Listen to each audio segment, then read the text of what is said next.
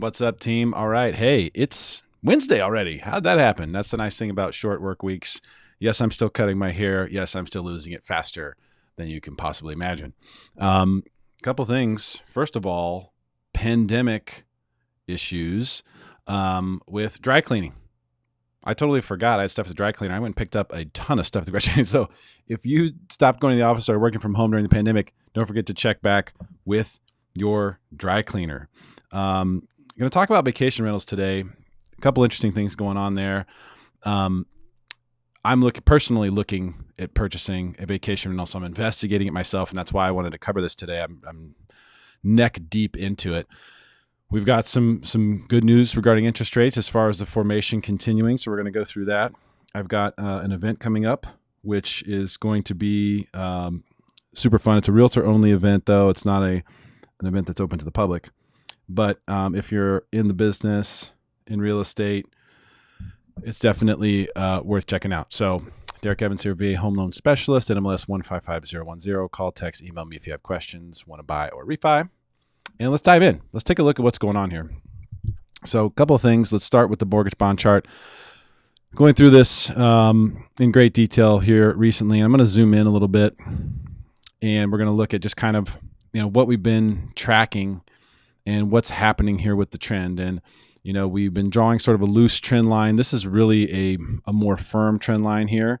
And no matter which way you draw it, if you go from the close or you go from the tops, like we've broken through it. Like it doesn't really matter how you draw it now. The downtrend that we were in has been broken. So that in itself right there is reason to be excited. It really is. By the way, we're live. Feel free to comment and jump in the chat on YouTube. It's great. Breaking that trend is one of the biggest and most important things we needed to do. And remember here, we want mortgage bonds to go higher in price because that means lower mortgage rates. So this whole downtrend, we've been seeing rates go up. Now we've got this miniature uptrend, which is getting a little bit away from itself. So I do think we're going to see some sideways action here over the course of the next couple of days. Probably the rest of this week, we might be sideways. We might even come back down and test this support level here. This is all on mbshighway.com, Barry Abib's website, which is a subscription website. But he lets us do these videos and send them out. So he's super cool, and we just throw him a little love. So, this uptrend right here looks good. Now we're hitting resistance. Remember, we had these 3 moving averages to get through, and we really got through them pretty easily. Now, this is a quiet week. Okay, it's a holiday week after a major holiday, 3-day weekend. This is a very quiet week. Not a lot of news happening this week, scheduled this week. Not a lot of volume taking place in financial markets this week. A lot of people take this week off. This is a vacation week. So, it's a perfect time for the fact that we have the Fed and they're buying bonds to really move the market, and they're moving it right now. We now are looking at this resistance level at 103.78, 103.90, and then look, we're all the way up here at 104, let's call it 12. And after that, it's literally the moon. So we now have 3 hurdles, and literally we're mooning mortgage bonds. I mean, think about where we were when we had support and resistance and these 3 major moving averages here. This is the 200-day moving average. We will not just bust through this. We're going to touch this and come back. But if we get through that 200, let me tell you, I'm just going to tell you right now, we're going back to all-time lows for interest rates. Now, this could take weeks or months to unfold. It's not going to happen in the next few days. It could, but very, very unlikely. This is something that's going to happen over the next few weeks. So again, if you're in a purchase situation today, is 100% a lock day today, 100% a lock day. You go ahead and lock because you're at the top here. We've knocked on this door a couple times. Most likely we're going to recede back from here. So if you're in a purchase contract, you go ahead and lock this. You just take it. You float down if you need to. If rates improve, you float down. If you're in a refi situation, or you're close to being in a refi situation, you want to gamble a little bit, you can hang tight here for a second. As long as this uptrend holds in place, you can feel free to float. If that gets broken, then I would really take a hard look at locking. So some good news there. Not too bad. Let's take a look at a couple things here. U.S. market's relatively flat today. Not a whole lot going on there. A little bit up. Oil under $72. So a little breather for oil here. Good time if people have been looking to buy like the USO or one of the oil stocks I've been talking about. since oil was at 50. Right now might be a good time. Gold got to 1800. Bitcoin still around that mid 30,000 range. Okay, so let's get to the topic at hand here. We've done our house cleaning. The best places to own a vacation rental. I've been looking at this stuff. I've been studying. I've got some links I'm going to post on this that you can check out. What's crazy is every single one of these reports says completely different places. It's totally nutty. One thing I've noticed is that Smoky Mountains is definitely in there a lot. Tennessee and Alabama, different places in Alabama, especially Orange Beach, Gulf Shores, are in there quite a bit. Florida's in there a lot.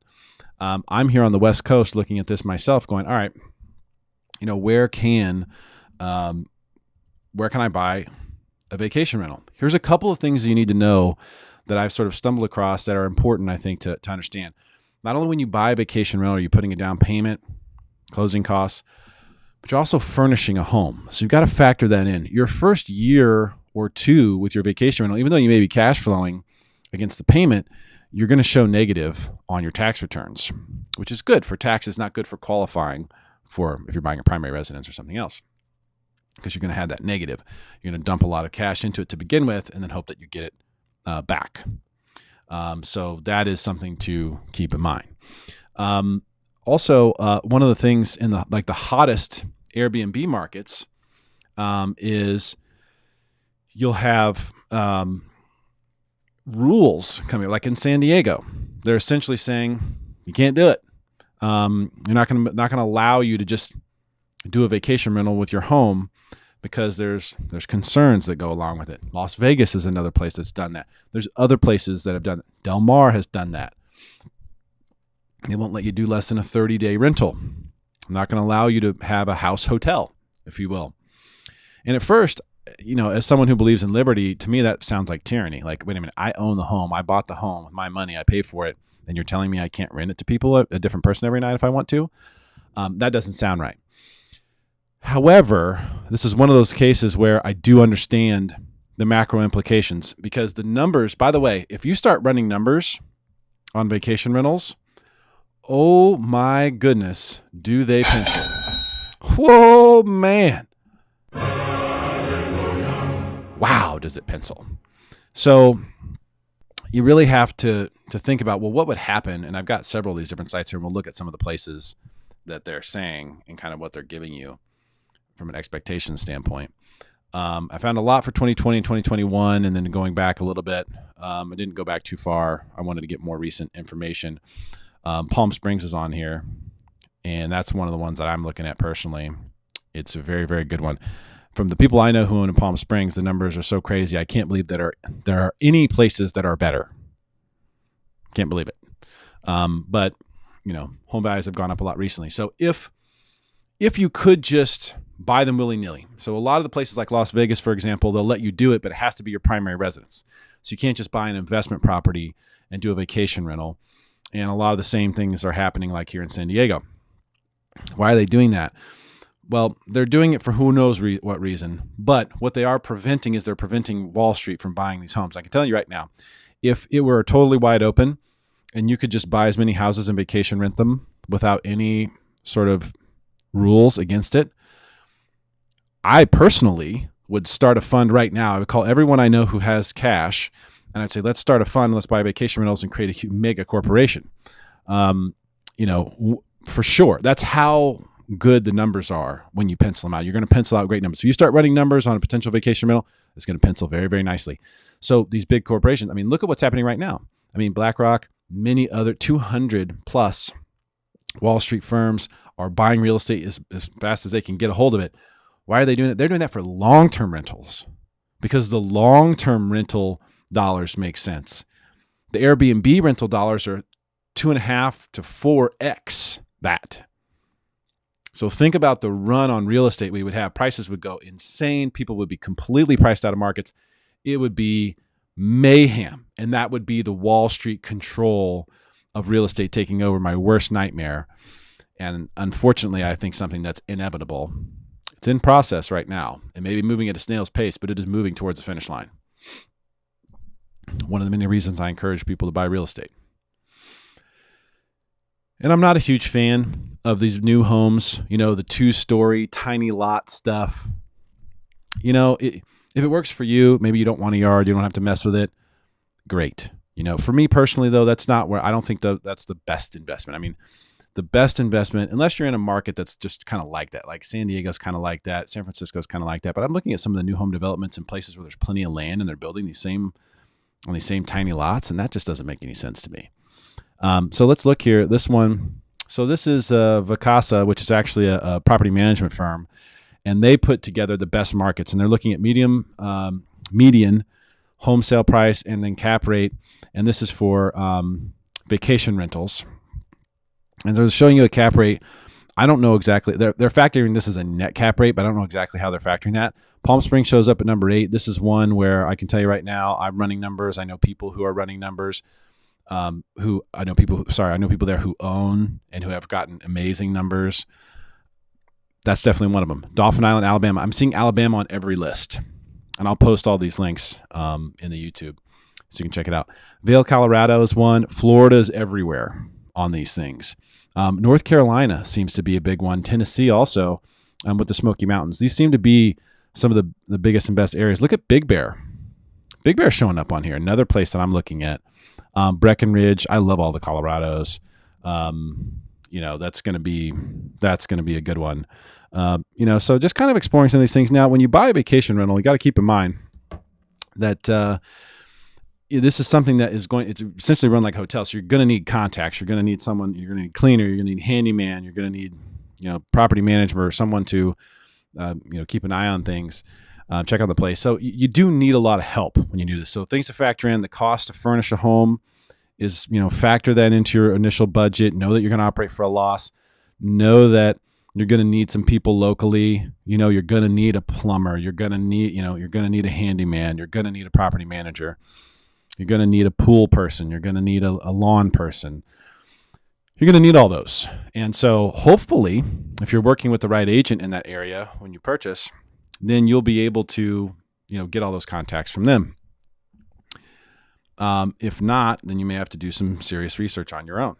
And if that's the case, then, you got to do it. It is what it is. Okay.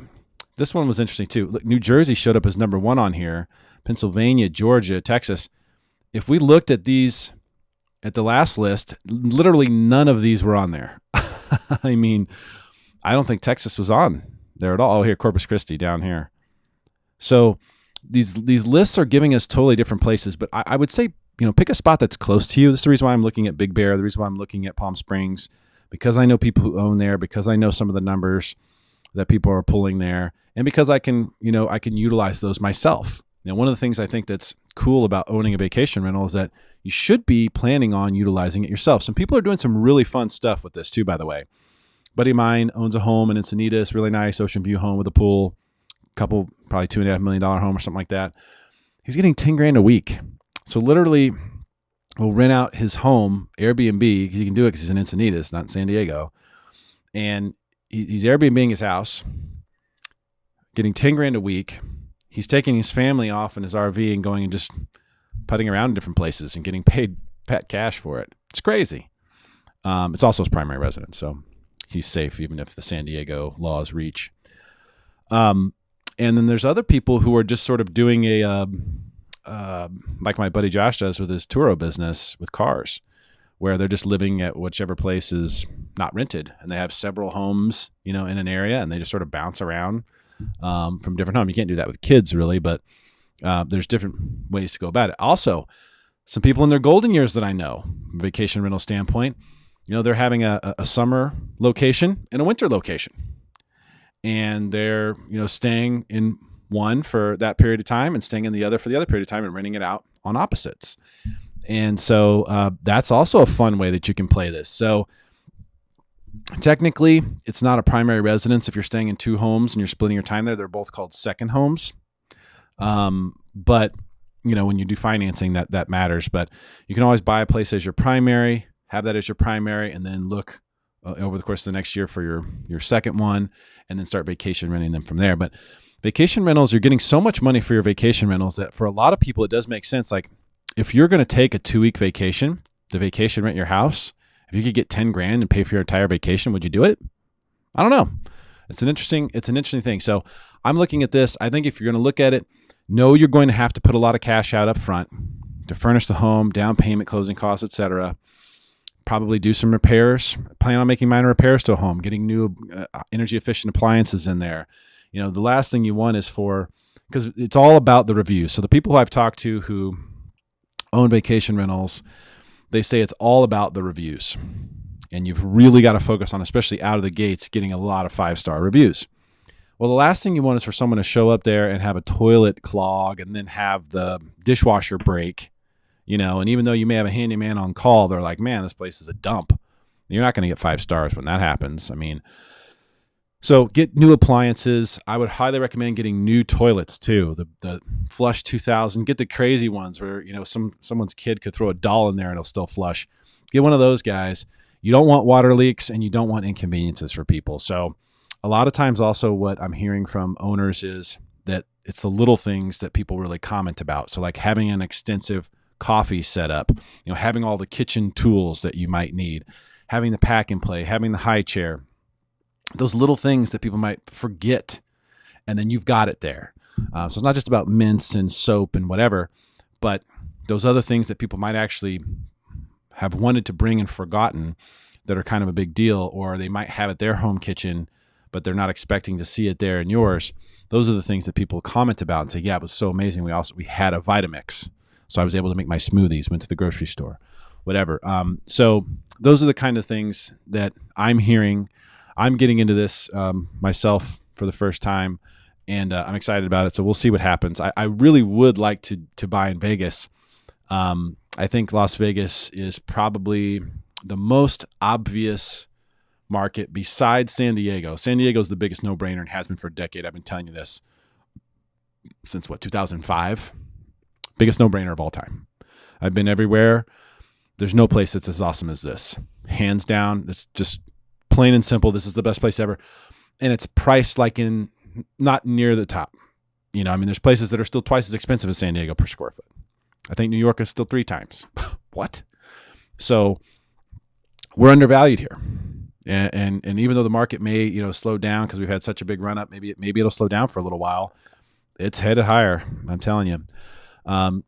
And Vegas, what I like about Vegas is, first of all, it's very pro-business state. So the state and the government there is very pro-business. Taxes are low on real estate there. Taxes are really low. They're like half. Real estate taxes in Vegas are half of what they are here. Also, you don't have fires there, so homeowners insurance is way cheaper, way cheaper. And you also have a really nice growing economy there. Look, they've got the Raiders now, the Golden Knights. Vegas will have every sports team. They'll probably eventually have a baseball team. They'll probably have an NBA team. They're going to get it all because it's going to make money for everyone. If you own a professional sports team, wouldn't you want to be in Vegas? Man, I wouldn't want to be the coach, and have to keep the players in check with Vegas in the backyard. But just think about the money and the opportunity there. Vegas is going to continue to grow. It's going to continue to grow. It's going to be a destination forever. They keep one-upping there. The competition there amongst all the hotels and casinos is so healthy because they just one-up one another. One up. The value to the visitor is just continuing to grow, even though it may be getting more expensive dollar-wise. People are getting more and more fun and more value out of it. So I like Vegas, and that's why I'm looking there, but it's difficult because of the rules, and I don't think I can do a primary residence in Vegas. Can't leave my San Diego. So if we look at this list here, and this is AirDNA, and they actually have a ton of really good information on here, tons of data. You can get, you can actually subscribe and get some really intense data. They have COVID data on here, really interesting. For this one, you're going to see there's tons of different stuff listed on here. Castroville, California has their highest investor score. Has anyone ever heard of this? I've never heard of Castroville, California. They've got Kentucky on here, Virginia. There's a whole bunch of different places on here. Also, very different places than from the other ones. Ohio's on here. Michigan's on here. And they're looking at a lot of different things, but what they're looking here is the annual revenue potential is really what they're using to sort of sort this. And so you can look, or sorry, investor score is how I have it sorted, but you can sort it through revenue potential. Castroville, California is number 1. Lakehead, California, number 2. Very interesting. And then I had one more here from Business Insider, which I thought was worth. That's the Smoky Mountains right there. So remember we were talking about Tennessee. Tennessee is a big one in this vacation rental space, and Smoky Mountains is huge for that. So what they're saying here was vacation homes in the Great Smoky Mountains and on Florida beaches are the most popular. Okay. So if you live in Florida, it's a no-brainer. Just a no-brainer. They provide a little bit of info here. I kind of take you through their top 5. Okay, Destin, Florida, or top 25, Destin, Florida. They give you some information on it, which I think is really, really, helpful. Lots of Florida with this one. Hawaii shows up on their list as well. Here's one in Oregon. So this is good information. If you want to research all this stuff and look into vacation rental, just remember when you're buying this home, if it's not your primary residence that you're going to plan on vacation renting occasionally, and it's not a second home, which would be 10% down on a second home, if it's an investment property, you need 25% down. So it's pretty significant. So 25% down plus closing costs, plus you got to furnish the place. So if you can find a place where you can negotiate the furniture, that's a huge cost savings. If you can find a place that's already updated, also another cost savings. If you can find a place where you don't have to do carpet and all these different things, that can be really, really helpful. So it may be worth paying up a little bit to get a place that's totally turnkey and ready to roll. And if you can get furniture negotiated in there, then, more power to you. So that's kind of where I'm at with it. I'm looking pretty heavily in Big Bear and Palm Springs. I've got my eye on the Vegas market one way or another. If I have to buy a long-term rental in Vegas, then so be it. But that's what's going on today. Oh, also, for my real estate friends, we are doing an event on the 21st at 11 a.m. I will get the link out to my close peeps soon, and we'll be discussing what's going on with the new real estate market, like what's happening. And if you're in the real estate space, how can you take this information to the marketplace to better inform your buyers and sellers so that you can crush it the rest of the year and on to the next. So that's what's going on. That's what you can expect here. What's up, Robert? Makes sense for depreciation if land value is less than total cost. Yeah. Lake Havasu, I will check that out. Yuma, Arizona. Okay, cool. Yeah, I will check those out, man. Thanks for bringing that up. I will definitely take a look at that and see. I'm interested in those. But Lake Havasu, I know someone who owns a vacation rental there, so I'll ask him how it's going. And it's literally like their family, cabin kind of place. So I'll see how it's going on the vacation rental side for him. Yuma, I don't know that much about, but I'll check on that one too. Thank you for for chiming in. Appreciate it. Okay, guys, that's it for me. I got to run. Have a tremendous day. Hopefully this helps. And if you have a question, if you're looking to buy a refi, give me a call, and I'll see you soon. Thank you much.